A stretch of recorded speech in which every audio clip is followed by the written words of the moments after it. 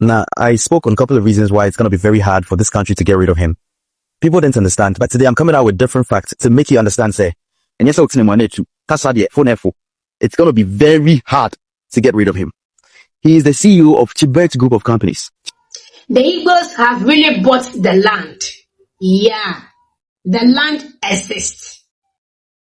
This claim that, it was just a planting, he wanted to do it, but the authorities refused, so we did not do it. It's a lie. The way things are going, I think this Igbo king in Ghana case just started. There's a trendy video of a Ghanaian man saying that it's going to be difficult for Ghanaians to send this man back because this man holds a lot of companies in Ghana. Let's take a look at the video. Therefore, they have purchased the land. The Igbos have really bought the land. Yeah, the land exists. This claim that, it was just a planting, he wanted to do it, but the authorities refused, so we did not do it. It's a lie. They have actually bought the land. They bought the land around 2012. The land is sited around Chopoli and Agbota or Agboto. Okay, those who normally travel to Aflau, that route from Tema through Pram to Sege, Tefle, down. That route, the land is around that area. Chopoli and Agboto. The land is around that area. Now listen, they bought the land 2012. That area, they don't have a king or a chief. It was just last year that they installed one chief that had no idea about this transaction at all. The one who sold the land to them is Asafwache or Mancrad or something. And according to him, when they came, they told him they wanted to build a factory, hospital, and schools for the area. That is why he agreed and sold the land to them. They didn't tell him that they wanted to build Igbo village or kingdom. Now listen, the land, the measurement is 400 by 400, which means that the land is even more than 250 plots as they claim. And the price is less than 1,000 Ghana cedis. Plot of land.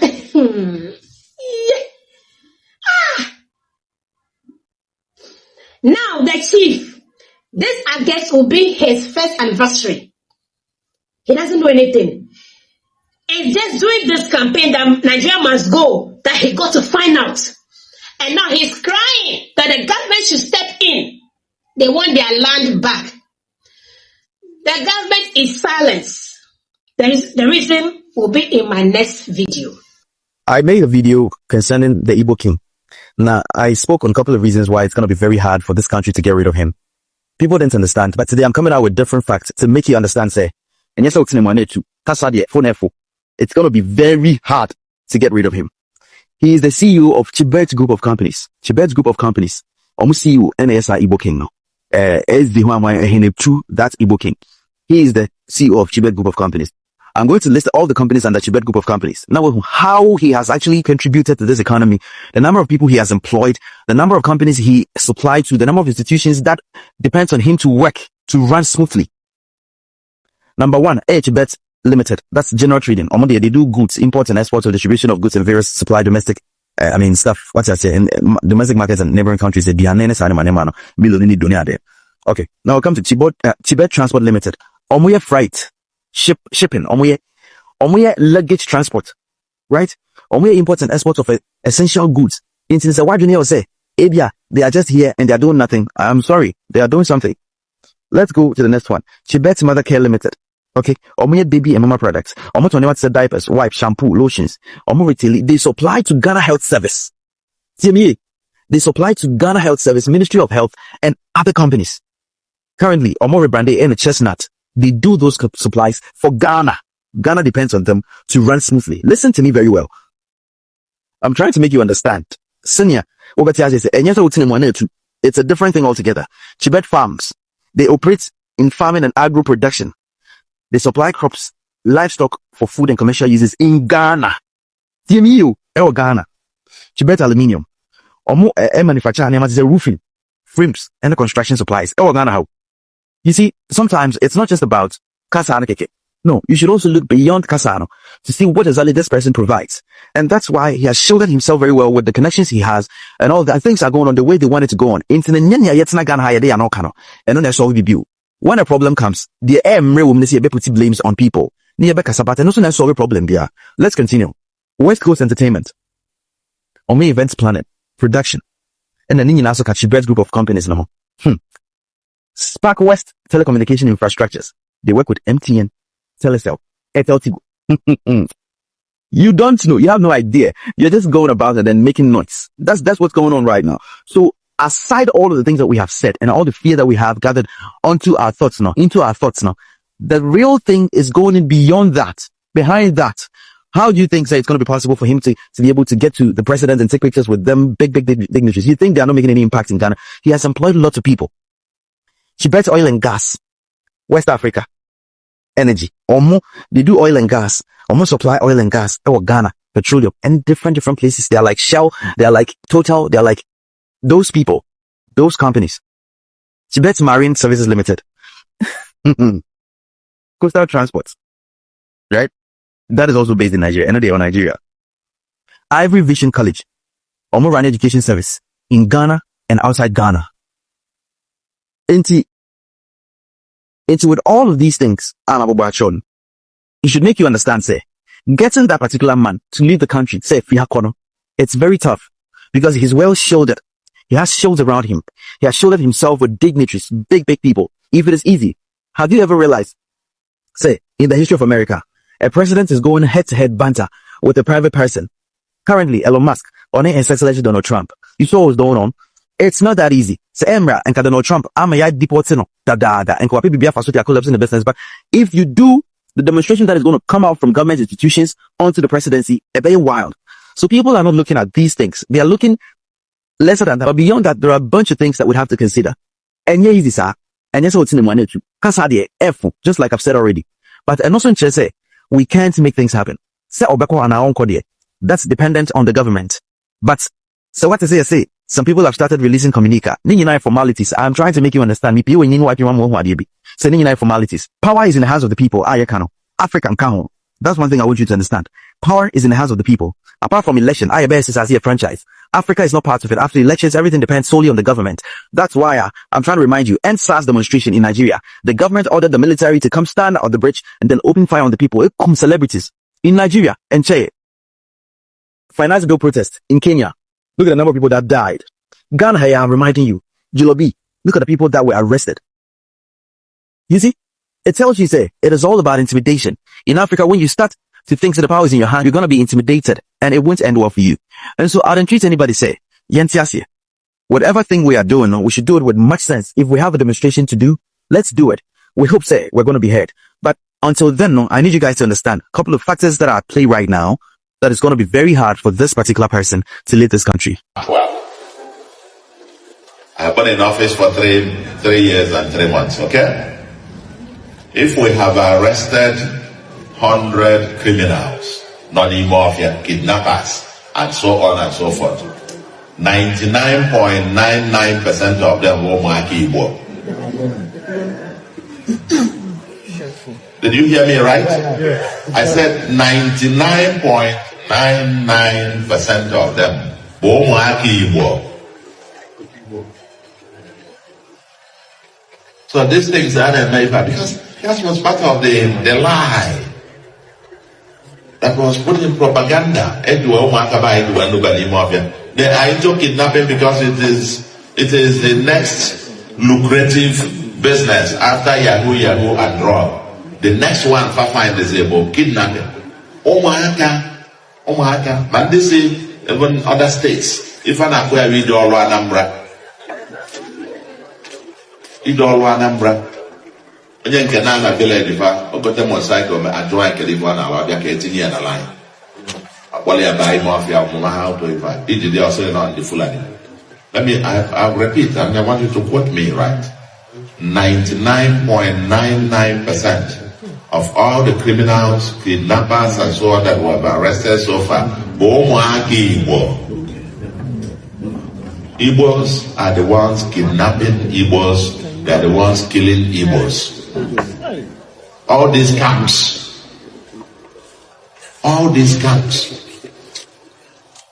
Igbo.